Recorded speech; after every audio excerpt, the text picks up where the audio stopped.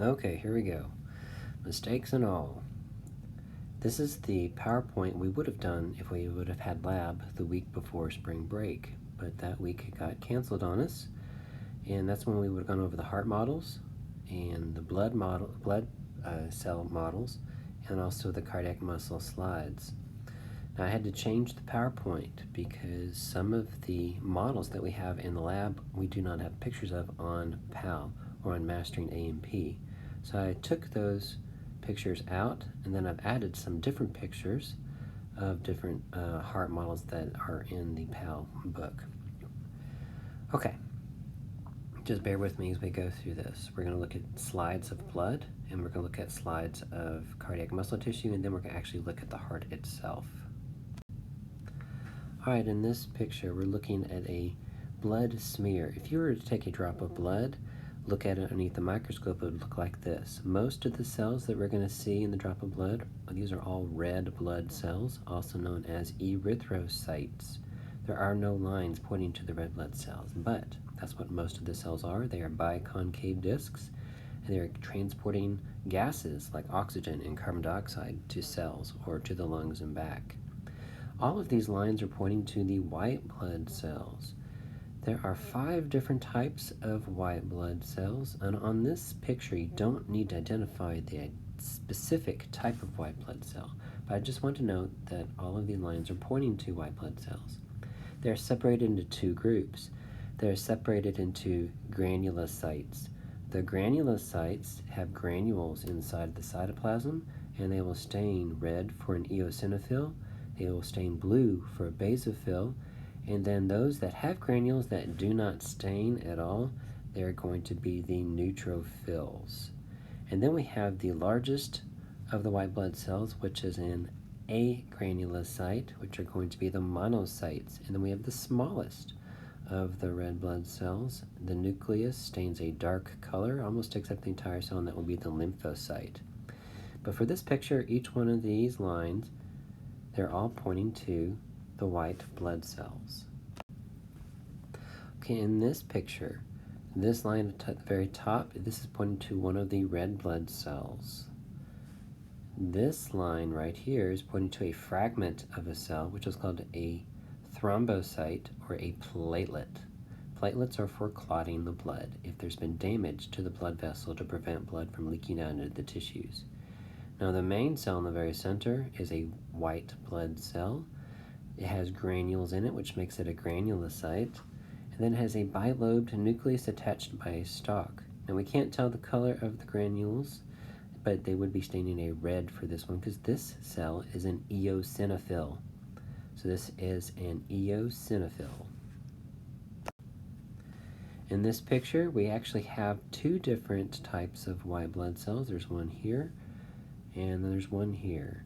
Actually, they're the same red blood cell. They're not different. This is the neutrophil. It has granules that don't stain a particular color. So here's a neutrophil right here, and then here's a neutrophil right there.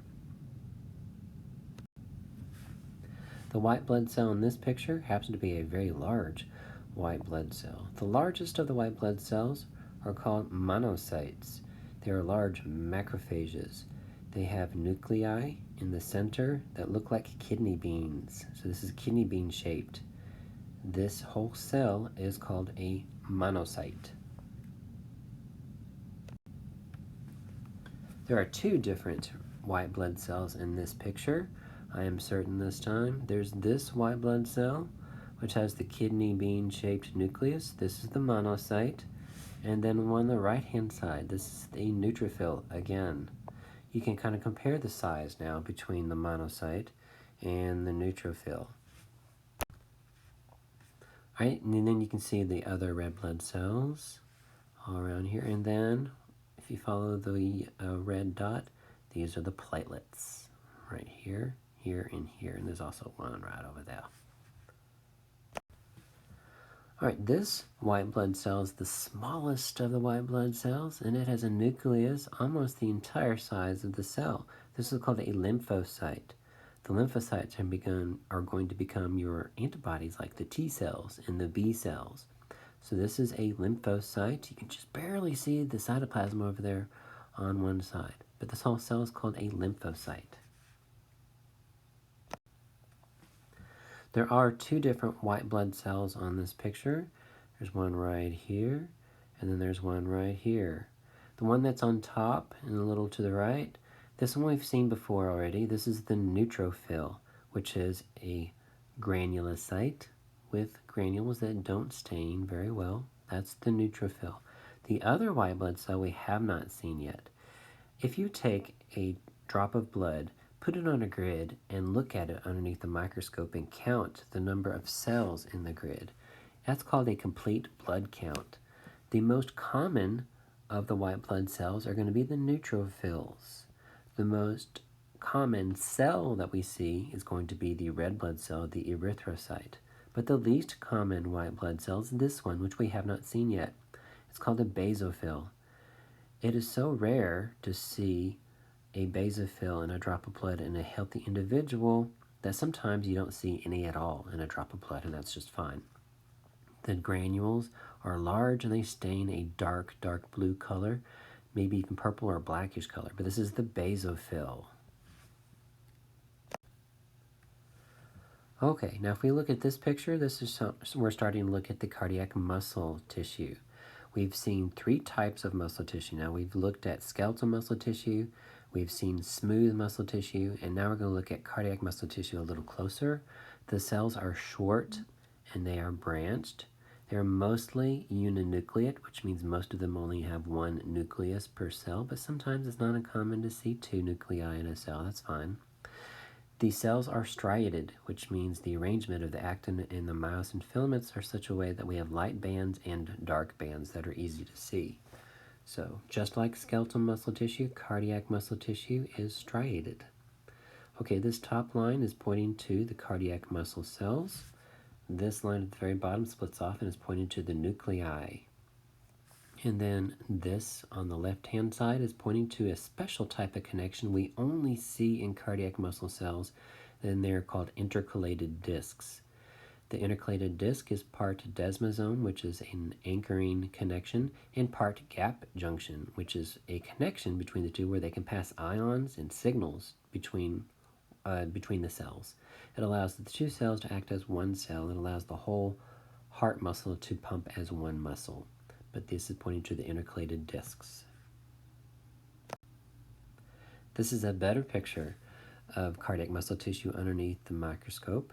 This is a closer picture. Magnification is closer, and the stain is a little different. Now we can see the intercalated discs better.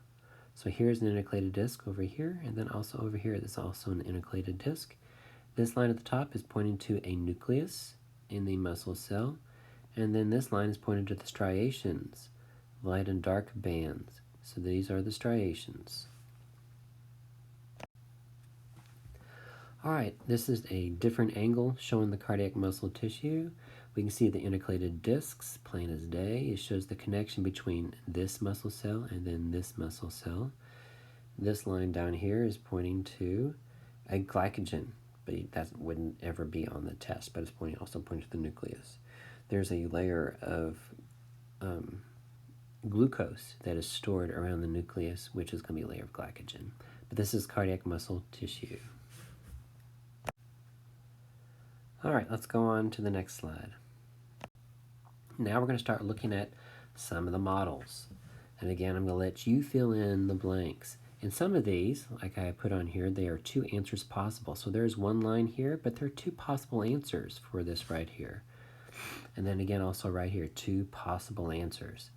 Now the heart, we're going to look at the structures from the front. So this is an anterior view of a heart model. We're going to look at the different blood vessels that are coming out of the heart, or blood vessels leading to the heart. And then there are some blood vessels on the surface of the heart as well.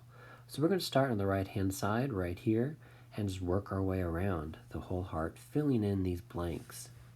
This top blank right here on the right-hand side, it is pointing to this little piece of white tissue that you see is between this blood vessel and this blood vessel. This is called the ligamentum arteriosum. So this is pointing to the ligamentum arteriosum.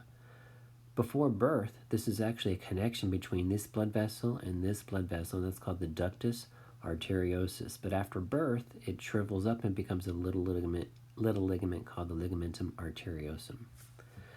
All right, now let's look at this next blank. It says there are two possible answers, and that is because it's pointing to the upper chambers. The upper chambers of the heart are called atria. So we have atria on the right side of the heart and atria on the left side of the heart. Now, whenever you look at the heart from an anterior view, we're looking at the heart like you're looking at somebody, like you're looking at a patient. So that means the structures that are on the left side of the heart are on your right, and the structures that are on the right side of the heart are on your left. So if we go back to answering this is pointing to the left atrium, but it's also pointing to this flap that's on the outside of the atria. This is called an auricle. So not only is this pointing to the left atrium, it's also pointing to the left auricle. All right, so let's go to continue down. The chambers that are on the bottom of the heart, they're called ventricles, and the ventricles are larger chambers than the upper chambers, which are the atria. This line is pointing to the left ventricle, and the left ventricle is the largest of the heart chambers because whenever it contracts and pumps blood, it goes into the systemic circuit, it goes into the aorta, which is this structure up here. But this line is pointing to the left ventricle. The left ventricle forms this structure, which is a point. This is called the apex. So this line is pointing to the apex of the heart. The apex is formed by the left ventricle. All right, then continue around. This line is pointing to this area right here. This area is called the interventricular sulcus. Interventricular sulcus. Inter means between. Ventricular means the ventricles. And a sulcus means a groove. So there's a groove on the anterior surface of the heart, and it's called the anterior interventricular sulcus. Whenever we look at the posterior surface of the heart, the sulcus would go all the way down to the apex, and this one does not. It goes to the side. That's how we can tell that this is an anterior view of the heart, because the interventricular sulcus goes to the side. This separates the lower chambers into right and left ventricles. So now we continue around. This line is pointing to the right ventricle. Whenever the heart pumps, the blood from the right ventricle goes into this blood vessel right here, which is the pulmonary trunk. So this is the right ventricle. And then the last line, it says there are two possible answers, and there are. This is pointing to the upper chamber on the right, so this is the right atrium. But it's also pointing to this flap on the outside, which is the right auricle, right here. I really wish we were able to dissect the sheep heart because it really shows the difference between the atria and then the flap on the outside called the auricle. But this line is pointing to both, so be aware there could be two possible answers, either the right atria or right auricle. Okay, this is showing the anterior view as well as of the heart, and we have some different structures that we're pointing to. Now we're looking at the blood vessels leading to the heart and leading away from the heart. So we're going to start at the very top right here and then work our way clockwise around on the heart, labeling these structures. Now this line is pointing to this blood vessel, and this blood vessel is coming off of this big vessel here, which is called the aortic arch. The whole aorta starts right here. It starts in the ascending aorta, and then it curves around to an aortic arch. And there are three branches of arteries off of the aortic arch. Speaking of arteries, the definition of an artery is a blood vessel that leads away from the heart. Most of the arteries are going to be red because they're carrying oxygen-rich blood. The vessels that are blue are going to be vessels carrying oxygen-poor blood. Some of the vessels that are blue that are called arteries are going to be this structure right here, which is called the pulmonary trunk, which leads to the pulmonary arteries. All right, so let's go back up here. This first branch off the aortic arch is called the brachiocephalic trunk, or you could also call it the brachiocephalic artery, either way. But it's right here, the brachiocephalic trunk. It's called brachiocephalic because brachio means arm, because it's going to go into the upper limbs. Cephalic means head, because it splits off, and part of it goes up into the neck to go to the head. So this is the brachiocephalic trunk. The very second branch, right here, off the aortic arch. This is called the left common carotid or carotid artery, but I'm going to call it carotid because I think it sounds better. So this is the left common carotid. The common carotid is going to go up into the neck and then split into an interior and exterior carotid artery. All right, so left common carotid. Now, most of the time, you don't need to worry about whether it's the right side or the left side when it comes to the blood vessels. However, in this case, this is the exception. You have to remember that this is the left. So this is the left common carotid. The next branch, which is right here, is the third branch off the aortic arch, and this is called the left subclavian artery. So left subclavian. Sub means below, clavian is the clavicle. So this is going to go underneath the clavicle before it goes down into the upper limb. So this is the left subclavian artery.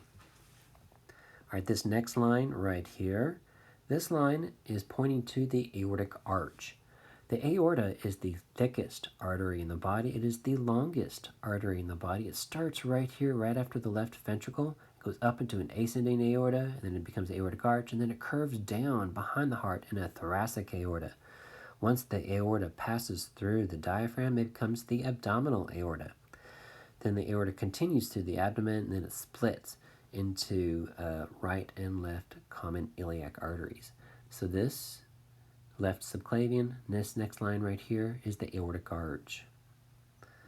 All right, now let's look at this next line. This is pointing to pulmonary arteries. So these are blue vessels because they're carrying oxygen-poor blood, and they're arteries because they're going away from the heart. They're going to the lungs to pick up oxygen and to drop off carbon dioxide. So these are pulmonary arteries. And we continue around. This line, you can barely see a little bit of red vessel right here. This is a red vessel because it's carrying oxygen-rich blood, and it's going into the left atrium. So this is a blood vessel going towards the heart, which makes it a vein. So this is a pulmonary vein, but it is red because it's carrying oxygen-rich blood from the lungs into the heart. So these are pulmonary veins. All right, this next line right here is pointing to a red blood vessel on the surface of the heart. The red vessels on the surface of the heart are called coronary arteries. Now, there are different names for the different arteries, but we don't need to worry about the names, specific names of these coronary arteries, just that they are coronary arteries. We can see them all on the surface of the heart right here, right here. These are the arteries that can get blocked, and whenever they do get blocked, they're depriving tissues of oxygen, and when that happens, it causes pain, and it's a heart attack, a myocardial infarction. So they will want to bypass these clogged arteries, but they are coronary arteries. All right, we continue down around. This line is pointing to the blue vessel that's on the surface of the heart. The blue vessels on the surface of the heart are called cardiac veins. So these are all cardiac veins right here. Then we continue around. This line, this is pointing to this very, very large artery right here, which is called the pulmonary trunk. The pulmonary trunk starts right here at the right ventricle. So whenever the heart pumps, the right ventricle pumps blood into the pulmonary circuit, starting with the pulmonary trunk. Now it's blue because it's oxygen-poor blood. It's rich in carbon dioxide, and it's called an artery because it's going away from the heart. But this is the pulmonary trunk. As soon as the pulmonary trunk splits, it becomes the pulmonary arteries, which we labeled earlier. All right, this next line right here, it is pointing to the ascending part of the aorta, which is called the ascending aorta. It starts right here at the left ventricle. So whenever the left ventricle pumps its blood, it goes into the systemic circuit, starting with this, which is the ascending aorta. We can't see it, but inside there, the very first branch of the ascending aorta is going to be the coronary arteries, which are these vessels right here on the surface of the heart. But this line, it is pointing to the ascending aorta.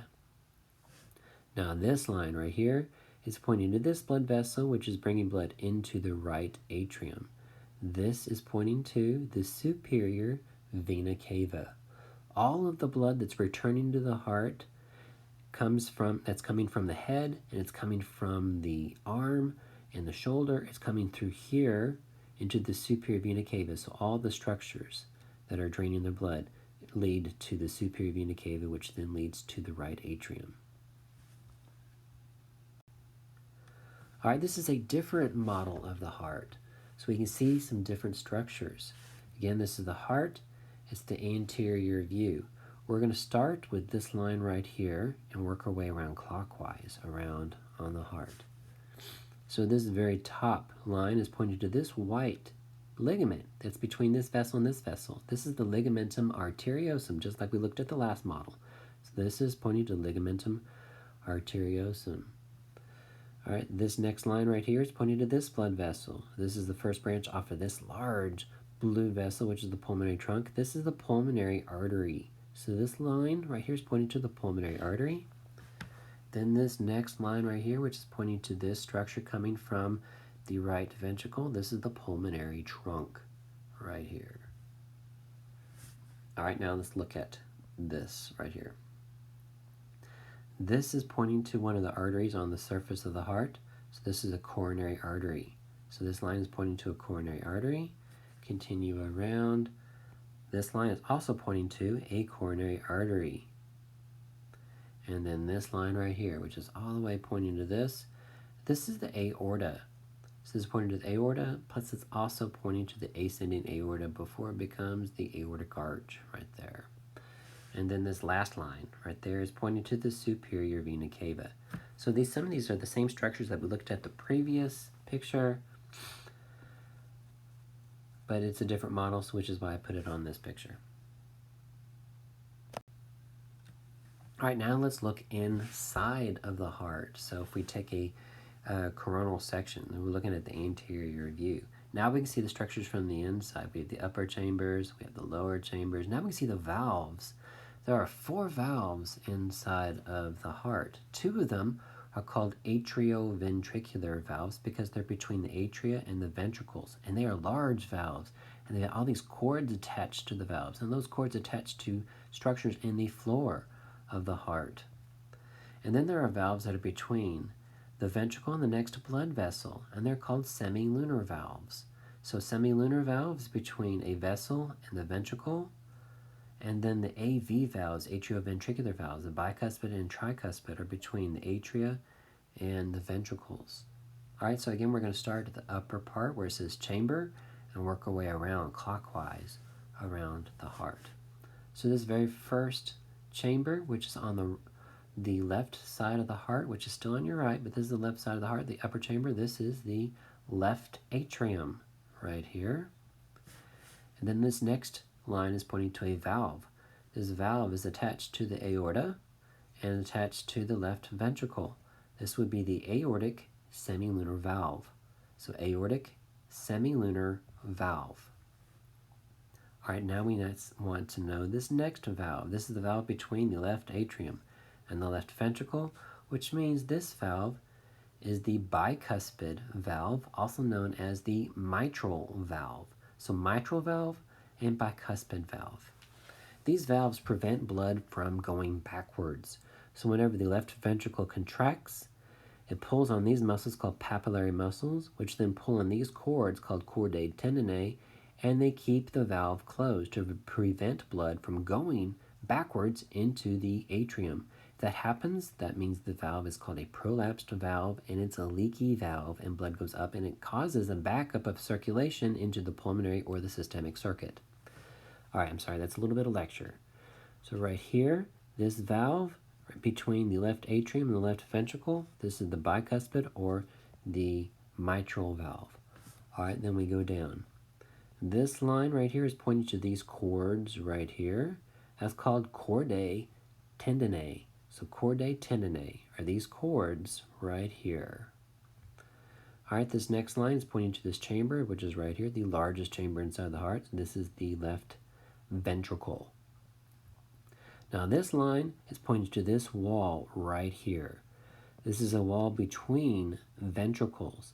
And a wall inside of an organ is called a septum. So septum is a wall. So this septum that is between the ventricles is between the left ventricle and the right ventricle. That makes this the interventricular septum right here. You can kind of see it on the surface of the outside of the heart, which it forms a groove, which would be the interventricular sulcus. But since we're inside the heart, we're pointing to the myocardium, This is the interventricular septum. All right, now this line is pointing to these muscles inside of the heart. It's kind of hard to see. You might need to zoom in on that a little bit. These are called papillary muscles. So papillary muscles form papillas. The papillary muscles lead to the chordae tendineae. So this line pointing to the papillary muscles. And then we're going to look at this next line pointing to a chamber. So this chamber right here, the lower chamber on the right side of the heart, this would be the right ventricle. All right, now we're looking to see what is this valve. Now this valve, I wish this line was a little different, but it wasn't changed before I made the PowerPoint. But it's pointing to this valve right here. This valve is between the right atrium and the right ventricle, which make this the tricuspid valve. Whenever you're looking at the flow of blood through the heart, you always start with the right atrium, which means you're always going to go through the tricuspid first. And then as the blood circulates around the lungs and then back to the left atrium through the bicuspid valve. So the tricuspid valve is first, bicuspid valve is second, which means you got to try before you bi, if you've heard that phrase before. So tricuspid's on the right side of the heart and is between the right atrium and the right ventricle. And then we're going to end with this right here, which is which chamber? This would be the right atrium, which is the right side of the heart is conducting blood that is oxygen poor. So it's receiving all the blood from the vena cava. We have the superior vena cava. Inferior vena cava we can't see unless we're on the back side of the heart. And then right here, the left side of the heart is receiving blood that is oxygen rich because it's coming from the lungs. All right, now we're going to look at the back side of the heart. So this is the posterior view, looking at structures from the back. So there are some structures we can only see from the back. We're going to start right here in this line and then work our way clockwise around on the heart again. So this line is pointing to this chamber right here. Now, since this is the posterior view of the heart, that means you're looking at somebody's back, which means the right side is on your right this time, and the left side is on your left this time. So this upper line is pointing to this chamber in the right hand side on the upper chamber, which makes this the right atrium right here. This next line right here is pointing to this chamber, which is going to be the right ventricle. All right, this line down here is pointing to the apex of the heart, so here's the apex. And then this line is pointing to the posterior interventricular sulcus. So this is the posterior view, and I mentioned it earlier when we looked at the anterior. The posterior interventricular sulcus goes all the way down and points to the apex. So this is the posterior interventricular sulcus. This next line right here is pointed to this chamber, which will be the left ventricle, because remember this is the posterior view, so this is the left side of the heart. So this line is pointing to the left ventricle. Now this line is pointing to this big vessel right here. This vessel is called the coronary sinus. It is draining the oxygen poor blood from the cardiac veins. So all cardiac veins lead to the coronary sinus. The coronary sinus leads into the right atrium. All right, and then we have this line, which goes to this chamber right here, which is known as the left atrium. So this is the left atrium. It's receiving blood from these vessels right here, which I'll call pulmonary veins.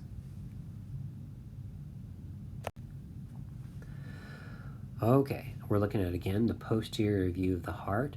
We're going to start with this on the right-hand side, upper line, and work our way around again in a clockwise fashion. All right, so this line is pointing to this vessel going into this chamber. This chamber here would be the right atrium. So that makes this big blue vessel the superior vena cava. So this is the superior vena cava. This next line is pointing to these red vessels going into this chamber. This chamber is the left atrium. And the vessels bringing blood that is oxygen rich from the lungs into the heart are called pulmonary veins. So these are pulmonary veins right here. If we were to determine whether this is right or left, these would be the right pulmonary veins. You have two of them coming from the right lung. The left pulmonary veins are going to be over here bringing blood from the left lung. All right, this line is pointed to this giant structure. This is bringing blood into the heart from any structure below the heart. So this is would be colored blue because it's oxygen poor blood. This is the inferior vena cava. The inferior vena cava is going to be a lot larger than the superior vena cava because it's carrying more blood. So this is the inferior vena cava. I'm going to come around here to this line. This is pointing to this blue vessel in the interventricular sulcus, which makes this a cardiac vein. This line is pointing to this red vessel on the surface of the heart, which would make this a coronary artery. Well, I just had an incident involving a cat, so I don't know where I left off, and I'm afraid if I back up, I'm going to repeat everything. So let me just start right again from right here. This line is pointing to the cardiac veins, and then this line right here is pointing to the coronary arteries. All right, let's go to this line right here. This is pointing to these structures, which are going to be going into the left atrium, which would make these the left pulmonary veins. They are red, but they are veins because they're carrying oxygen-rich blood going towards the heart, which is why they're a vein. And then this line right here is pointing to part of the aortic arch. Now, if this aorta were to continue down behind the heart, it would become the descending or thoracic aorta. So this is pointing to the aortic arch. All right, now we're going to look inside of the heart. This is kind of a different view looking down inside. We're going to again start right here and then work our way clockwise around on the heart. All right, this line is pointing to this structure, which is on the outside of this atrium. This is pointing to the left auricle. All right, so again, we're looking at the anterior and superior views. Anytime it's the anterior view of the heart, that means the structures that are on your right are part of the left side of the heart. So this line is pointing to the left auricle. And then we have this valve. This is the valve between this chamber and this vessel, which is the pulmonary trunk. Okay. So this is pointing to this valve, which is between this chamber and this vessel. This is the pulmonary semilunar valve because it's between the right ventricle and then the pulmonary trunk. So again, this is the pulmonary semilunar valve. Now we're looking at this valve. This valve is between this structure and the chamber above it. This structure down here is going to be the left ventricle. This is the left auricle of the left atrium, which would make this valve right here the bicuspid or mitral valve. All right, this next line is pointed to this chamber right here. This is the lower chamber, which makes it a ventricle. This is the anterior view of the heart, which makes this the left side. So this is the left ventricle. All right, now we're going to look at this line. This is pointing to these structures inside here. The arrangement of the muscles inside of the ventricles has a special name. It's called trabeculae carneae. So that's what this is pointing to right here, the trabeculae carneae. This is where I like to say this kind of looks like Freddy Krueger's face or burnt flesh, if you want to look at it that way. Anyway, it just allows for extra groupings of blood and if we need to pump more blood out of the ventricles. But anyway, this is trabeculae carneae right here. And then this line is pointing to the wall between the ventricles. This is the interventricular septum right here. All right, now let's look at this. This line, it is pointing to these muscles that are inside of the heart, which are the papillary muscles. So this is a papillary muscle. The papillary muscles, if we ever see it attached to the chordae tendineae of the AV valves. But this is the papillary muscle. This line right here is pointing to these little cords right here and right here, which are the chordae tendineae right here. This line pointing to the chordae tendineae. This next line is pointing to a chamber. This chamber on the upper chamber, which makes it an atria, or an atrium, I should say. And this is on the right side of the heart, so this is the right atrium. And then we have this line pointing to this wall between the atria, which would make this the interatrial septum. Look how thin it is compared to the interventricular septum down here. That is because the walls of the atria are thinner than the walls of the ventricles, which makes sense because whenever blood goes from the atria, it goes into the ventricles. Most of that blood is going to be carried by gravity, so we don't need really thick muscles in the atria in order to pump blood into the ventricles. But whenever the ventricles contract and pump the blood, it goes further. It either goes into the pulmonary trunk to go to the lungs, or it's going into the aorta to go everywhere else. Okay, let's look at this picture. Again, we're looking at the anterior view of the heart, which means the structures that are on your right are actually the left side of the heart, and then this side of the heart, which is on your left, is the right side of the heart.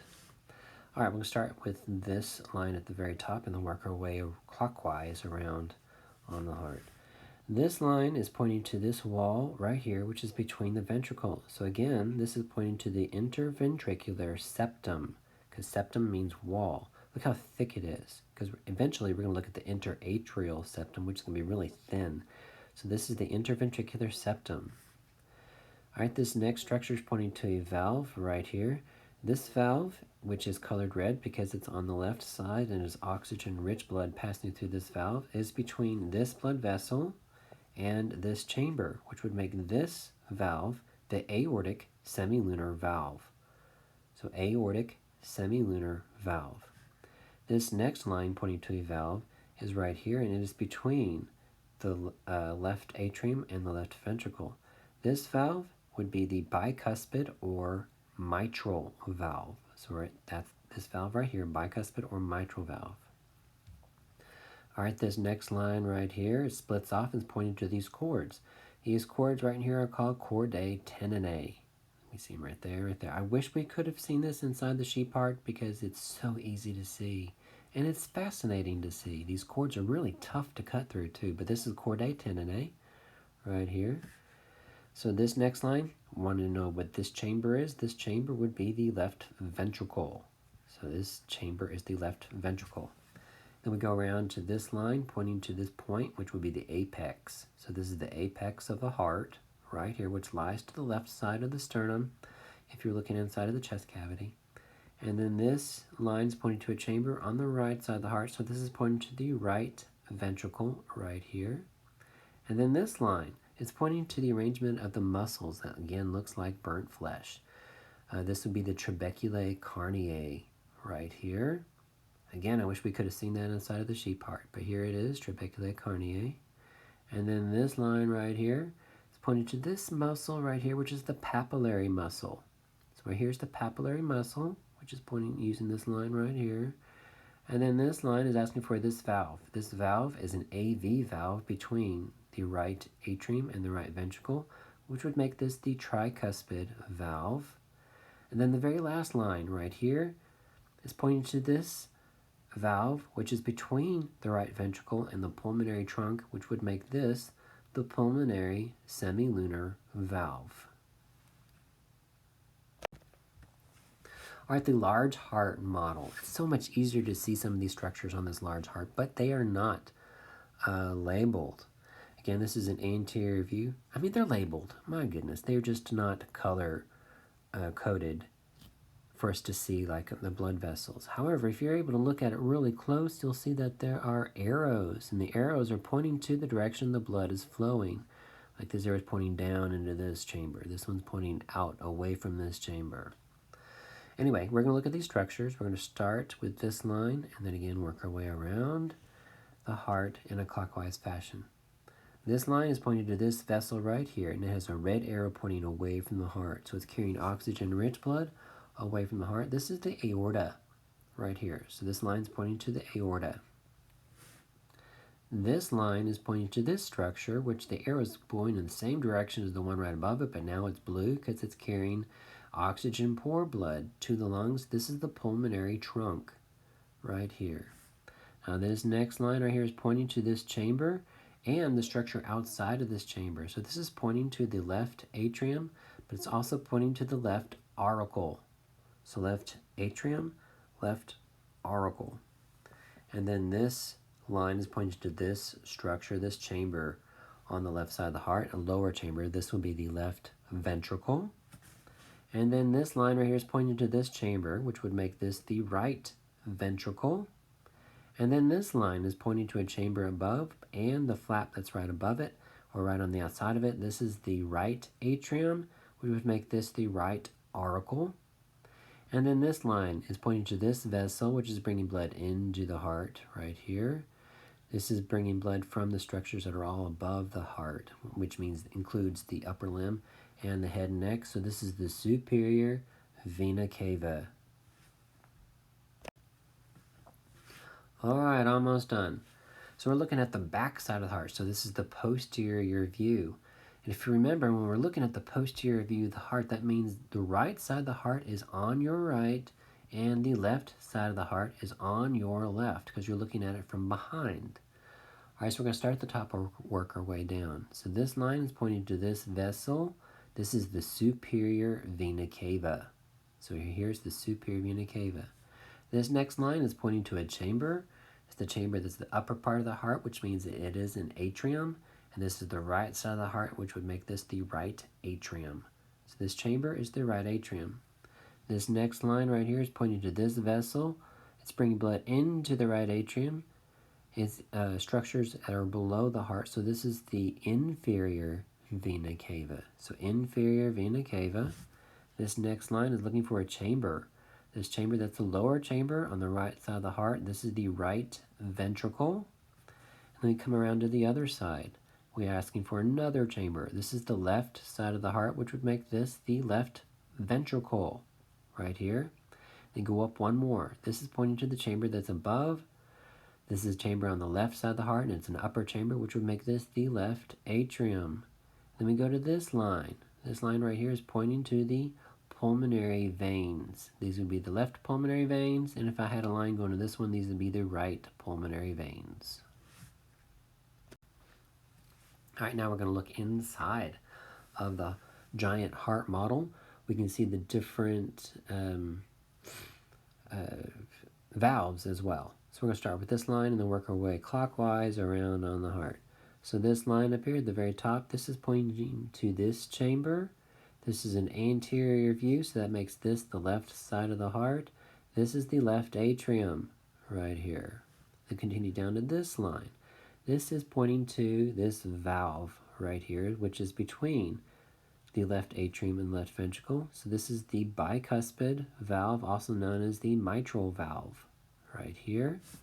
And then we continue down to this line. This line is pointing to this wall that is right here between the ventricles. So this line is pointing to the interventricular septum. And then this last line down here on the right hand side is pointing to this chamber, which is on the left side of the heart. This is the left ventricle. All right, then we continue with this line. This line is pointing to this valve that is between the right atrium and the right ventricle, which would make this the tricuspid valve. This next line right here is pointing to this chamber, which is on the left side of you, but on the right side of the heart, which would make this the right ventricle. And then this next line up here is pointing to this valve, which is between the right ventricle and the pulmonary trunk. This would be the pulmonary semilunar valve. And then this next line, the last line on this picture, is pointing to the right atrium right there. Now this is the last slide on this PowerPoint. If you have any questions about anything, you can go back through and look at it again, listen to it again, or just feel free to email me.